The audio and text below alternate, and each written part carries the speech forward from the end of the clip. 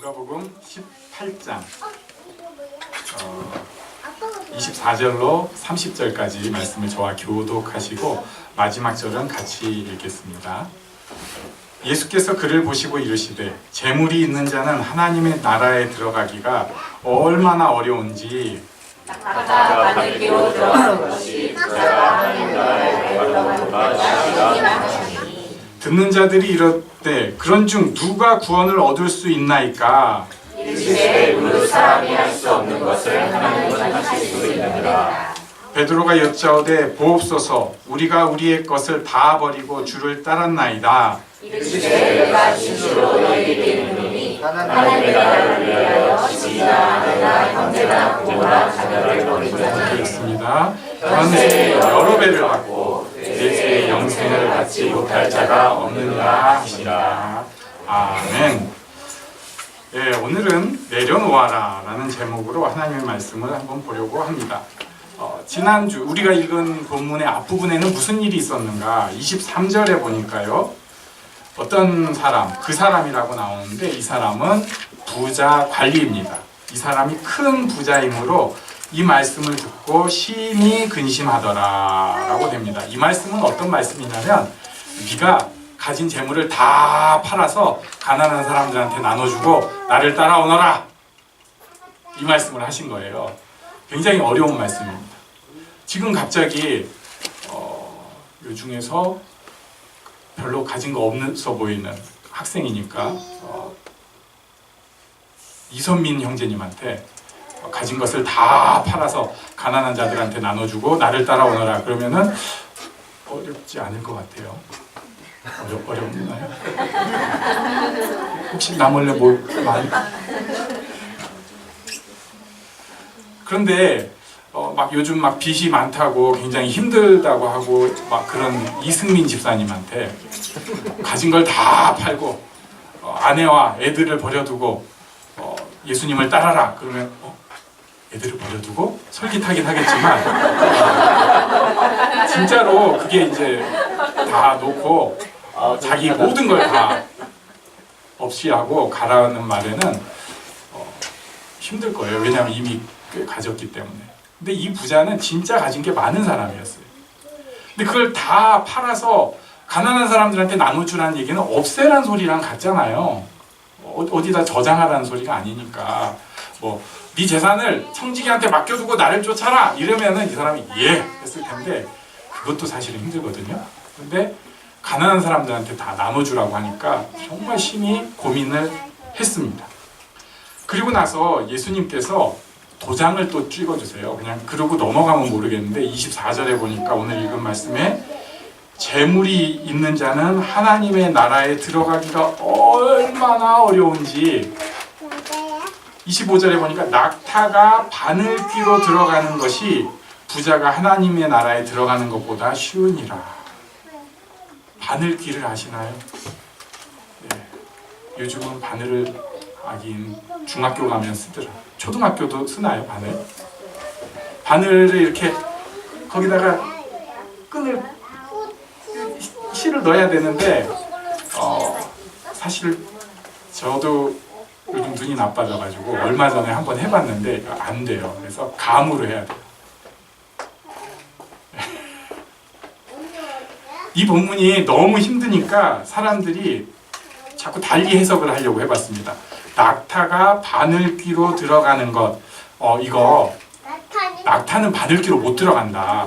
그런데 낙타가 헬라어로 영어랑 좀 비슷한데 카멜론이에요. 카멜론. 그런데 굉장히 고맙게도 밧줄, 이게 거의 쓰는 단어는 아닌데 거의 안 쓰는 단어인데 밧줄이 헬라어로 카밀론이에요. 그러니까 카멜론과 카밀론 차이니까 이게 그 밧줄인데 제자들이 못 알아들은 것이다 이렇게 주장하는 사람이 있었어요. 이게 AD 한 3세기에 오리겐이라는 사람이 그 얘기를 했습니다. 그러니까 그래 그렇지 밧줄이 여기 들어가는 건 불가능해 보이지만 그래도 가능은 할 것 같으니까. 그리고 또 어떤 사람들은 이런 얘기를 만들었습니다. 그게 이제 전설의 문이라고 하는데 예루살렘 성문이 이렇게 크게 있는데 옆에 쪽문이 있다. 근데 그 쪽문 이름이 별명이 바늘기다. 그래서 낙타가 바늘기로 들어간다고 하는 것은 정문으로 가는 게 아니라 그 쪽문으로 가야 되니까 낙타가 이렇게 사람도 고개 숙여 들어가는 데를 들어가려니까 얼마나 그 힘들게 들어가겠느냐 이런 얘기를 했는데 다 근거 없는 얘기로 지금은 생각이 되고 지금은 오히려 그때 당시 있었던 이 속담이 있더라고요. 다른 문헌에 나온 거예요. 낙타가 바늘기로 들어가는 것처럼 랍비가 이런 얘기를 할 때는 불가능하다 이 얘기입니다. 그냥 불가능하다. 그러니까 부자가 하나님의 나라에 들어가는 것은 불가능하다. 지난주에 제가 얘기를 했는데 그러면은 교회에서 부자 되세요 하면은 천국 가지 마세요 이 얘기랑 같아지는 거예요. 이럴 수가. 그리고 나서 좀 사람들이 충격을 받았어요. 예수님의 이 말씀에. 그러니까 26절에 예수님께서 설명을 해주십니다. 26절, 27절에 우리 한번 같이 26절, 27절을 같이 읽겠습니다. 시작. 듣는 자들이 이르되 그런즉 누가 구원을 얻을 수 있나이까? 이르시되 무릇 사람이 할 수 없는 것을 하나님은 하실 수 있느니라. 아멘. 사람들이 깜짝 놀랐어요. 왜냐하면 이 사람들의 생각에 부자는 축복받은 사람이에요. 하나님께서 축복해 주신 사람. 하나님께서 특별히 은혜를 주셔서 부자가 됐는데 이 사람마저 구원을 못 받는다면 누가 구원을 받겠느냐. 굉장히 이거 예수님 이러시면 안 됩니다. 구원 안 돼요. 그래가지고 따진 거예요. 누가 구원을 얻을 수 있냐고. 그랬더니 예수님께서 하나님이 하실 수 있다고 말씀하신 것입니다. 자, 여기에서 우리가 생각하는 우리 머릿속에 있는 뭐를 좀 한번 생각을 해볼게요. 그것은 이제 경제라는 것이고요. 경제가 돌아가는 원리 중에 등가 교환의 법칙이 있어요. 같을 등, 가격, 과, 교환. 같은 가격으로 교환을 하는 것입니다. 여러분, 이 마이크 얼마면 되겠습니까?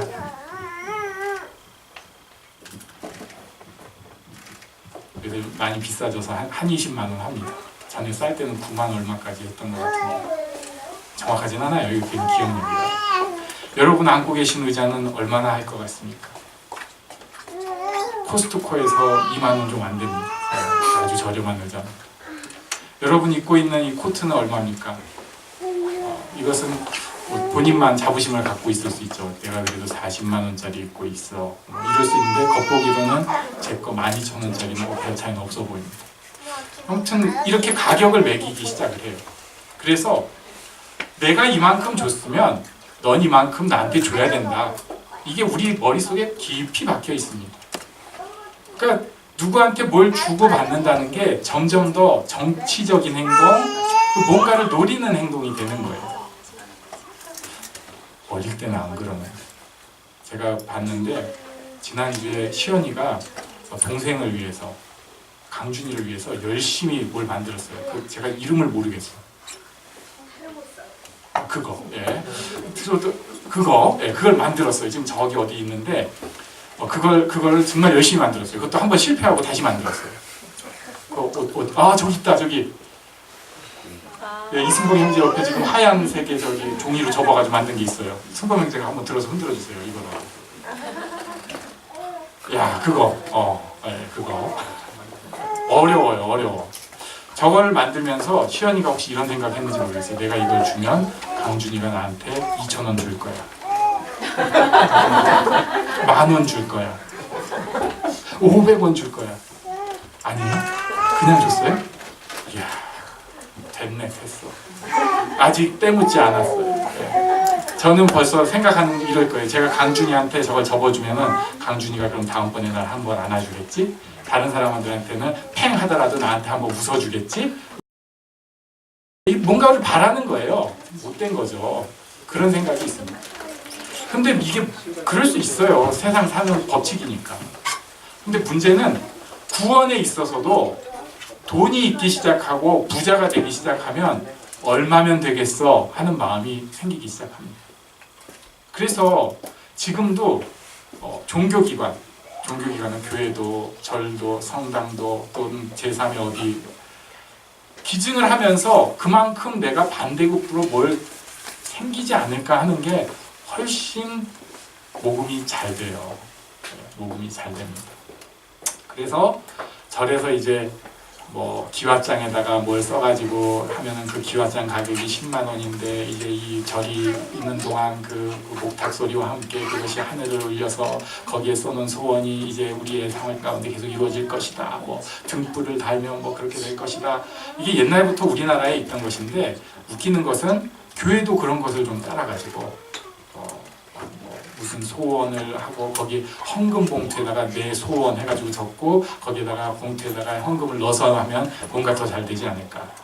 저는 그게 너무 싫어가지고 2019년 새해 선포 계획을 절대 봉투에 넣을 수 없는 종이로 했어요.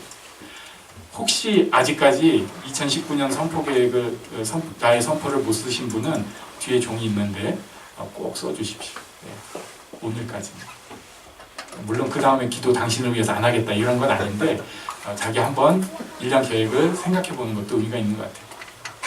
아무튼 부자는 그런 생각을 하는 거예요. 내가 이걸 주고 아니면 심지어 내 전 재산을 바치면 내가 구원 받을 수 있지 않을까? 안 돼요. 구원은 그런 거 아닙니다. 이것에 대해서 사도 바울이 굉장히 잘 설명을 해줬어요. 진짜 설명을 잘 해주셨어요. 에베소서 2장 8절 9절 이 암송을 다 했는데 말투가 좀 바뀌어가지고 힘들지만 네, 한번 같이 읽고 암송해 보겠습니다. 시작. 너희는 그 은혜에 의하여 믿음으로 말미암아 구원을 받았으니 이것은 너희에게서 난 것이 아니요 하나님의 선물이라. 행위에서 난 것이 아니니 이는 누구든지 자랑하지 못하게 함이라. 아멘. 여기 행위라는 것은 돈도 뜻하고 내가 하는 봉사도 뜻한 이런 걸로 구원 받을 수 없어요. 구원은 선물입니다. 구원은 선물입니다.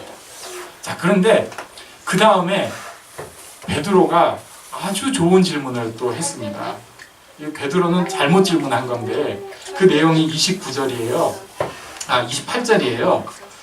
베드로가 여짜오되 보옵소서 우리가 우리의 것을 다 버리고 주를 따랐나이다 라고 하니까 예수님의 대답이 29절 30절입니다. 29절 30절은 같이 읽겠습니다. 시작. 이르시되 내가 진실로 너희에게 이르노니 하나님의 나라를 위하여 집이나 아내나 형제나 부모나 자녀를 버린 자는 현세의 여러 배를 받고 내세의 영생을 받지 못할 자가 없느니라 하시니라. 자, 베드로는 지금 예수님의 말씀을 좀 오해를 했어요. 그래가지고 뭐라고 얘기를 하냐면 내가 지금 다 바쳤어요.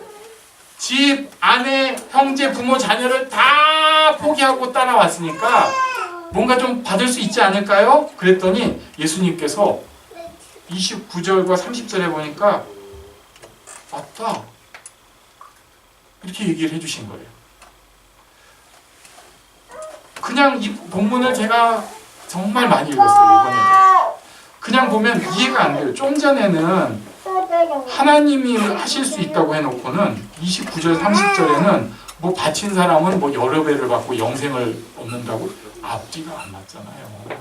좀 전엔 선물이라고 해놓고 왜 그럴까? 구원은 분명히 하나님께서 우리에게 주시는 선물입니다. 하나님께서 주셔야 합니다. 그런데 그것을 우리 삶에 확증해 가는 과정은 계속해서 버리고 맡기고 그리고 그것을 하나님으로부터 또 맡기고 버린 그 대가 그냥 넘어가지 않았어요. 내가 맡기고 버린 것에 대해서 주셔요. 그것을 누리면서 죽음 이후의 세계에 대해서 스텝을 밟고 확증해 가는 과정입니다. 저번에 누군가가 질문을 저한테 했어요. 세례 요한이 죽기 전에 오실 그이가 당신입니까? 질문을 했어요. 세례 요한은 대단한 사람입니다. 진짜 죄송합니다. 우리 따위하고는 다른 사람이었어요. 근데 그 사람도 죽기 전에 오실 그 이가 당신입니까? 인간인 거예요. 당연한 거예요. 누군가가 또 저한테 질문을 했어요. 자기는 천국이고 지옥이고 믿음이 안 간다. 그래서 제가 그렇게 답했어요. 나도 모르겠다. 목사가 모른다고 하면 좀 곤란한데 뭔가 야 그곳은 말이지 뭐 이렇게 해야 되는 거예요. 근데 사실 몰라요. 제가 가봤어요. 저도 믿음으로 보는 것입니다. 그런데 우리가 믿음으로 본다는 말은 굉장히 추상적일 수 있어요. 진짜 이게 이렇게 나는 그것이 될 거야. 사실 추상적인 얘기가 될 수 있어요. 이것을 구체적으로 만들어주는 것이 지금 좀 전에 말씀하신 버리고 내린 자에게 주시는 축복입니다. 믿음으로 내가 포기한 것, 믿음으로 맡긴 것을 하나님께서 몇 배로 갚아주신다. 표현할 게 그 방법밖에 없어요. 몇 배가 아니겠죠. 반드시 보답을 해주시고 놀랍게 응답을 해주시는 거예요. 그 삶들을 통하여서 우리가 죽음 이후에도 내 삶을 지금까지 인도하신 하나님께서 내 죽음 이후에도 가장 좋은 곳으로 인도하실 것이라는 확신을 갖게 되는 것입니다. 지금 작은 믿음의 결과로 점점 더 큰 믿음의 결실을 얻을 수가 있고 그리고 이제 천국에까지 믿음을 갖게 되는 거예요. 그런데 그게 없는 사람들이 있습니다. 에이, 구원은 선물이고 믿음은 내가 믿음으로 받는 것이야. 이렇게 얘기하는 사람들은 지금 이 땅에서 자기가 포기도 안 하고 믿음으로 맡기지도 않고 하나님 앞에 드린 바도 없어요. 그러니까 점점 더 자기도 받는 게 없거든요. 신앙생활에 힘이 없습니다. 죽음에 대해서 어찌해야 될지 전혀 몰라요. 어렸을 때, 오히려 청년 때, 중고등부 때 분명히 이런 고민을 갖는 게 맞다고 생각합니다. 죽음 이후에 어떻게 될까? 그런데 신앙생활을 우리가 계속해 간다면 사람이기 때문에 어떤 불안감을 다 없앨 수는 당연히 없지만 지금까지 내 걸음을 인도하신 하나님께서 반드시 가장 좋은 곳으로 인도하시리라 하는 믿음을 가질 거예요. 예수님께서는 하나님 나라를 위해서 집이나 아내나 형제나 부모나 자녀를 버렸다고 말씀을 하셨어요. 근데 지금 이 시간에 여러분한테 하나님께서 버려라 잘 안 하세요. 오히려 요즘 21세기적인 표현을 하면 맡겨라 라고 하십니다. 재정에 대해서, 가족에 대해서, 내 미래에 대해서, 나 자신에 대해서 맡겨라. 그러면은 정말로 하나님 앞에 맡기고 그리고 기도하고 내 힘으로 하는 것을 포기하고 하나님께서 은혜 주셔서 하실 것을 기대하며 산다면 하나님께서 그것을 반드시 갚아주십니다. 제가 또 한 번 여기서 오늘 선언을 하겠습니다. 믿음으로 우리가 여기 이렇게 같이 신앙생활 한다고 모여있는데 믿음의 스텝을 갖는 사람들의 20년 후의 모습 분명히 놀라울 거예요. 그런데 그렇지 않은 사람은 좀 덜 놀라울 것 같아요. 여기 어린 아이들이 있어요. 믿음의 스텝을 지금부터 꾸준히 걸어가는 아이들은 진짜 믿음의 아이로 자랄 수 있어요. 세상을 바꾸는 아이들이 될 수 있어요. 꼭 믿습니다가 아니라 하나님께 하나님 저는 이것을 하나님께 구하고 하나님께서 이루어 주실 것을 기대하고 믿고 갑니다 라는 진솔한 고백이 있는 아이라면 그런 응답을 반드시 받을 거예요. 또 우리가 자녀에 대해서 그런 믿음으로 아이를 키워가기 시작한다면 하나님께서 그보다 더 놀라운 응답을 주실 것입니다. 이것이 베드로의 좀 유치한 질문을 통해서 주신 우리에게 주신 축복의 말씀입니다. 오늘 말씀을 마무리하겠습니다. 구원은 하나님의 선물입니다. 내 힘으로 하는 거 아니에요. 그래서 우리는 누군가를 구원을 기도할 때 자꾸 내 힘으로 할 것이 아니라 하나님 앞에 기도하고 맡기는 수밖에 없습니다. 머리로 자꾸 구원시키려고 하지 마시고 하나님의 선물을 기대하며 기도해야 합니다. 그리고 구원은 하나님의 선물이지만 그 다음에 걸어가면서 하나님의 그 믿음을 이 땅 가운데서 우리가 누리는 것은 우리에게 주어진 영역입니다. 내가 하나님과 소통하며 드리고 받으면서 그것을 이루어 나가는 것은 우리에게 주어주신 영역입니다. 여기에는 우리 어린아이들 그리고 우리 모두가 하나님 앞에 믿음으로 내려놓은 하나님의 귀한 응답을 누리기를 간절히 바랍니다. 함께 짧게 기도하는 시간 갖겠습니다. 하나님, 제가 구원을 누리게 하시고 하나님 앞에 내려놓을 수 있게 해주세요. 이렇게 짧게 고백합니다. 함께 고백하겠습니다.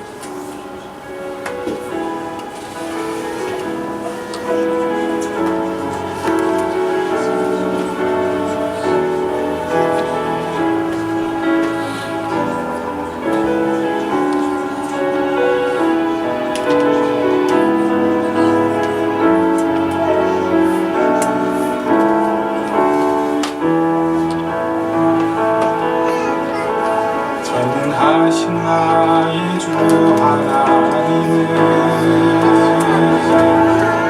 능치 못하신 일 전혀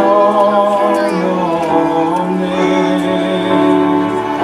우리의 모든 간구도 우리의 모든 생각도 우리의 모든 꿈과 모든 소망도 신실하신 나의 주 하나님은 우리의 모든 괴로움 바꿀 수 있네. 불가능한 일 행하시고 죽은 자를 일으키시니 그를 이길 자 아무도 없네. 말씀 의지하여 깊은 곳에 금을 던져 오늘 그가 놀라운 일을 이루시는 거구나. 주의 말씀 의지하여 믿음으로 금을 던져